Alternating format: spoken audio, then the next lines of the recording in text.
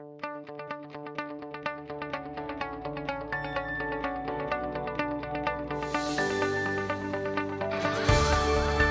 are listening to LOA Recon with the Good Vibe Coach Jeanette Ma, where we dissect the ins and outs and the art and science of conscious creation, all intended to amp up your manifesting game. Let's have some fun together.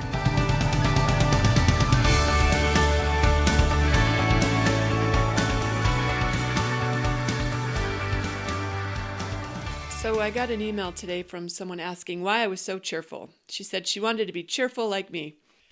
And boy, do I have a couple of things to say about that. Thought it might be worth sharing, actually, rather than just responding in a private email. So, why am I so cheerful? First of all, I'm not always cheerful.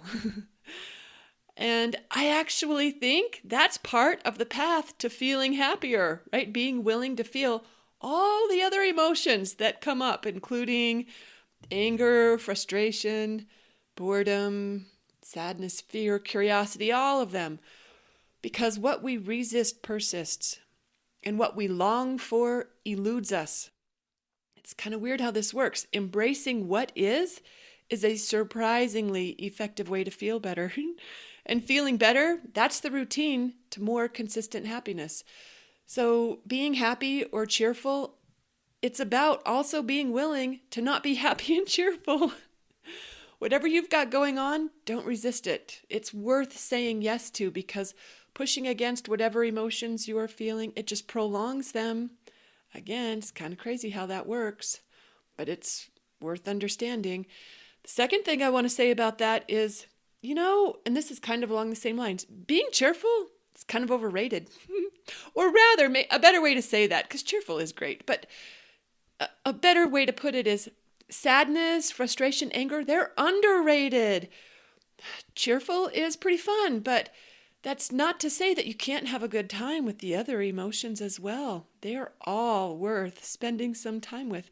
And that sort of makes me think that the best way to cheerful, it might be to just get really good at anger or revenge or some of the other emotions that you might not be as big a fan of.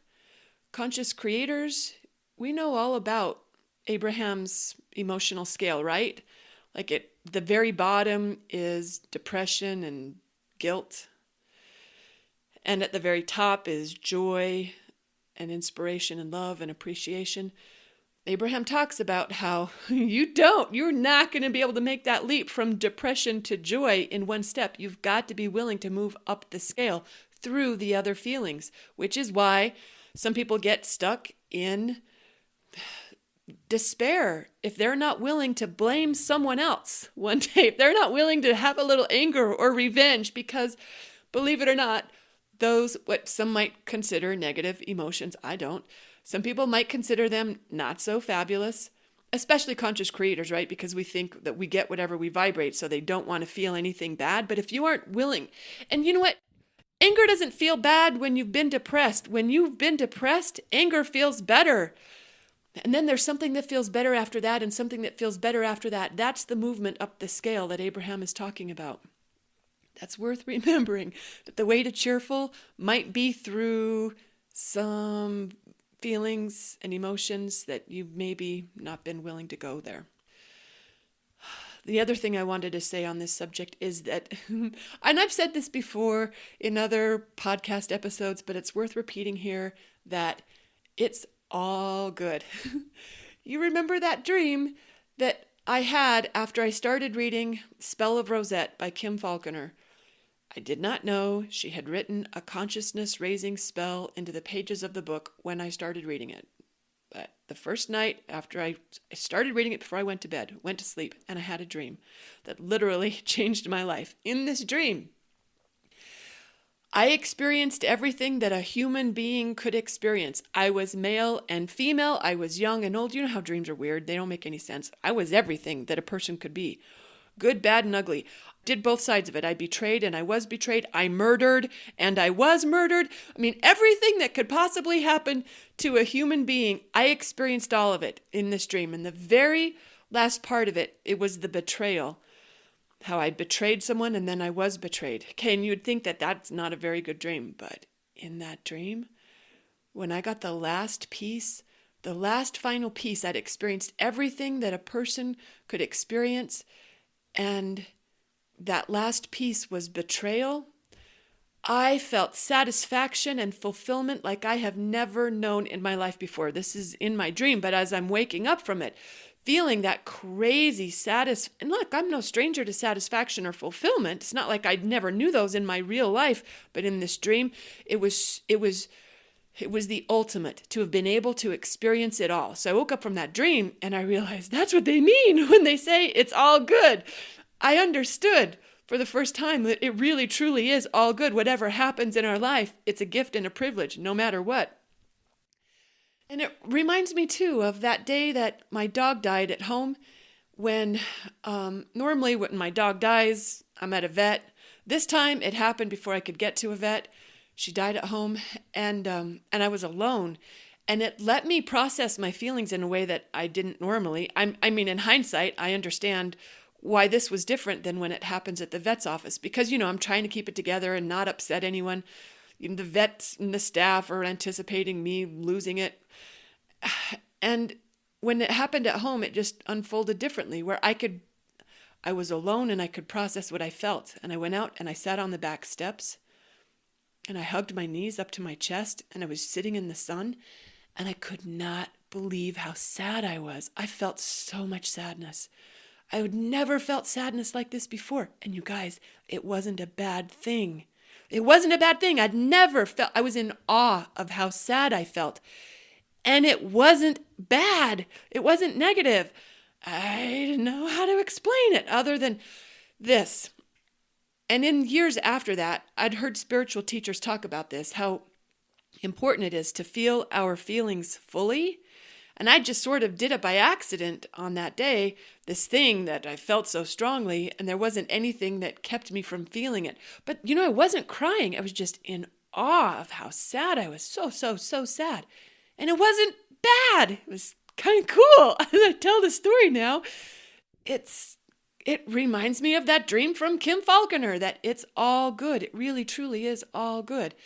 Okay, that's another thing I wanted to say. The last, is that law of attraction has a way of calling us back to whatever we've been giving momentum to, right? So if we've been practicing frustration or resentment, whatever it might be, for a while, then even when something other than that happens in our life, it's not too long before we find ourselves settling back into the emotion or the vibration that we've gotten really familiar with, whether it's preferred or not preferred.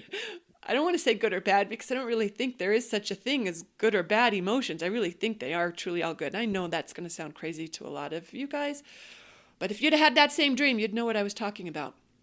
But I think this is exactly why that law of attraction thing, calling us back to whatever we've gotten used to. It's why so many conscious creators deliberately practice feelings of contentment and appreciation and fulfillment and satisfaction, because that's a nice default to have for ourselves, right? It's nice to keep falling back into that. But that doesn't happen by resisting where we are. It happens by feeling whatever we've got going on, allowing that, and then when we've got room for it, to find a thought or action that feels better when we're able to. It's pretty simple, but exceptionally powerful. So if you're feeling out of sorts, if you're not feeling fabulous and you're wishing that you were, I would just like to remind you that wherever you're at, it's okay. Like if you can let that be okay, you're already dropping some resistance, and that's already an improvement in how you feel. Whatever might be up for you, just know that this is the day or the week or the month, however long you might be feeling it. In fact, when you get good at this, it doesn't usually even last a day. This is the time for feeling sad or resentful or hopeless or whatever it might be up for you. Allowing yourself to feel that fully, that's what lets it process and move and transform into whatever comes next. And the better you get at saying yes to what you feel, the less resistance you're exhibiting and the better match you are to everything you'd rather experience. So the answer to the question, how am I so cheerful? It's because I got really good at hissy fits and pity parties and swear words. And contrary to popular belief, even among savvy creators, contrary to popular belief, that does not lead to getting stuck in those lower scale emotions. It's really cool how it works. Just let it be okay wherever you are, feel it out, and then when you're no longer in the grip of it, right, because you said yes to it, so it's not in charge of you anymore, when you're no longer in the grip of it, then you've got more room to play, and you can ask yourself, what would feel better now? What sounds good next? And follow that thread. That's how we get to feeling better on a really regular basis. When you say yes to the emotions you've been resisting and you let those process, then you can move on to what would be even better. And pretty soon, even better becomes a way of life. So cool how it works.